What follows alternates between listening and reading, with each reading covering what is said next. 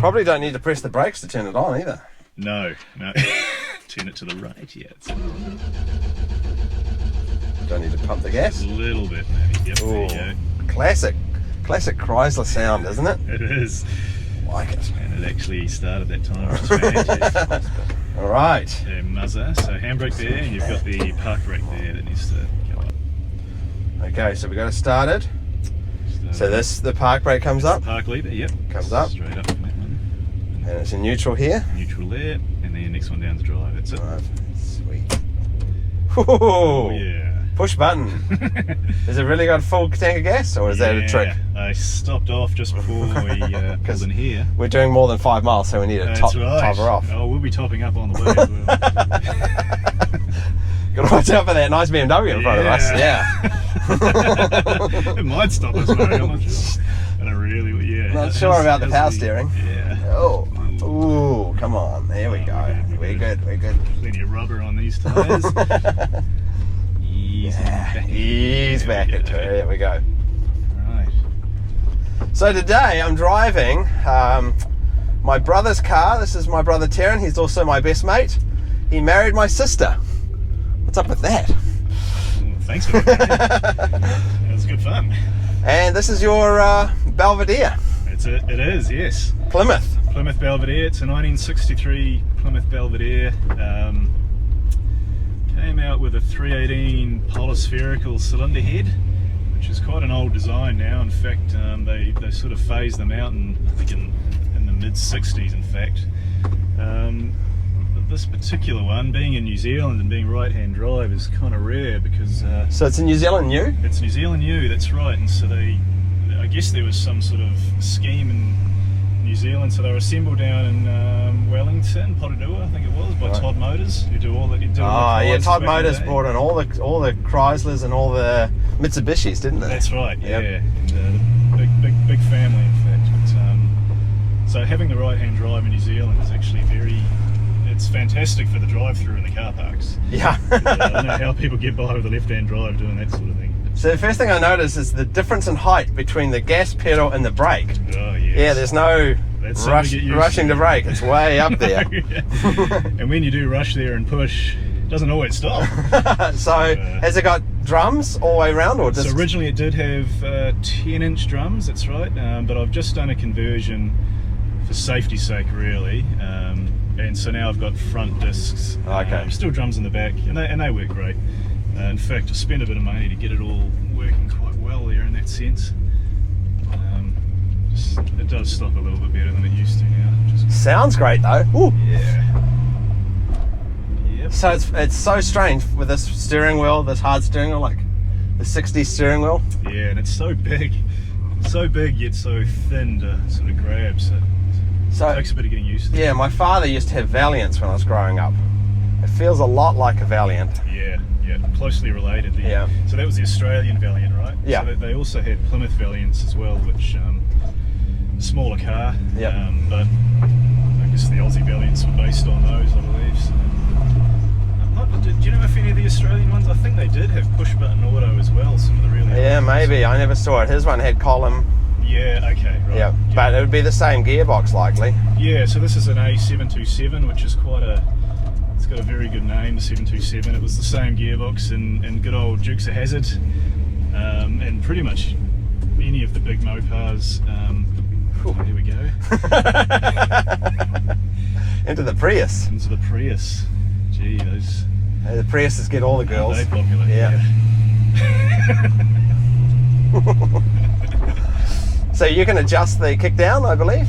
That's right, yeah. And in fact it needs to be adjusted correctly, otherwise all sorts of other problems happen.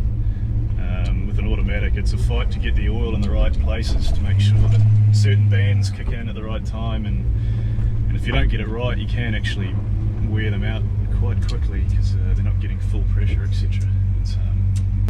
Here we go. Here we go. It's actually not too bad to drive. Yeah, once you get on the motorway, it's a cruiser, so it's not a... Yeah, it's got a high ratio diff, so it's not... I'm not taking it the drag strip anytime soon. You were definitely right, Murray. Finally got my seatbelt on. It was my main. No turning there. So you reckon it's going to do it? Full lock. Here we go. Here we go. Get the wheel going. Get it bowing around that. Yeah, no problem. Ooh. Self-centering caster, good caster angle. Oh, yeah? Good wheel alignment. So what sort of speed have you had her up to?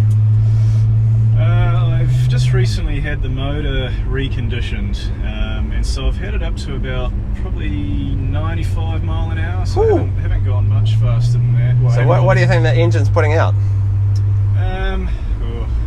Nothing crazy. It'd be maybe between 250 and 300 horsepower, I'd say. That's pretty motor. respectable, though. Yeah, it's not bad. It's for only, this it's only age. A small block, so Yeah. it's sort of capacity-wise, it's about a 344 cubic inch now. Originally a 318 cubic inch, or 313 in fact. So have you taken it to any shows or anything? There's a couple of more things I want to do on it before I can actually make it reliable. Yep. By the way, it might not start next time we try.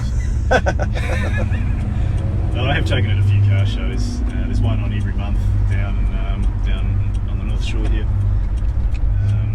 And it's great just to see all the old cars out there. There's heaps there, but there are also some pretty cool European cars that go along, some Fiats and some old Porsches, those Porsche 356s, those around. So what are these other buttons over the side here? They're actually air, so one's cool and one's off, I think. Oh, okay. So that's another funny thing. If you look at a 63 Plymouth Belvedere, Savoy or Fury in America, in the native America, it's a completely different dash. This dashboard is actually off I think a 62 Plymouth.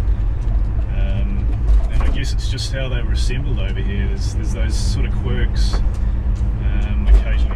occasionally find in the car. It makes it a bit difficult because if I want to go and replace parts and I order them from the States, I need to be sure that it actually is a 63 part that I'm getting. Here we are coming out of the motorway. It's a bit of a foggy day today. Yeah, so this is the Auckland Harbour Bridge between the North Shore and the main part of Auckland. It's a pretty cool day because it's sort of foggy.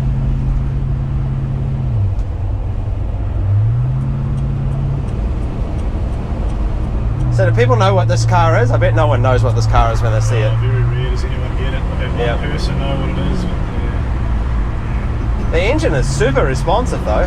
It is, yeah. I upgraded it to a 4-barrel carburetor. Oh, yeah. And obviously the 4-barrel manifold, which is very difficult. There's just not that many parts for these type of motors. They're just so old. Sounds great. Does it kick down? I haven't pushed it all the way to the floor. Yeah. So if I push it all the way to the floor, we should get a kick down? Should do, yeah. It might just... Yeah, there we go. So that's in the second. Yeah, that sounds good. It's obviously only a 3-speed.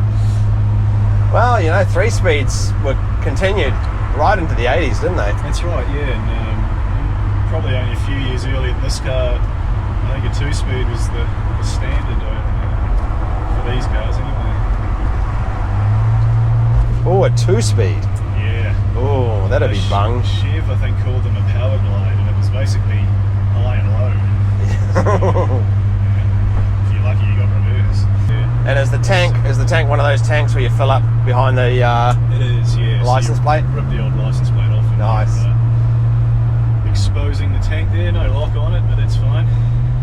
They've been over the shore for Pretty sweet, Taryn. Well, thanks for taking us for a ride in this bad boy. Yeah, no, it's a pleasure.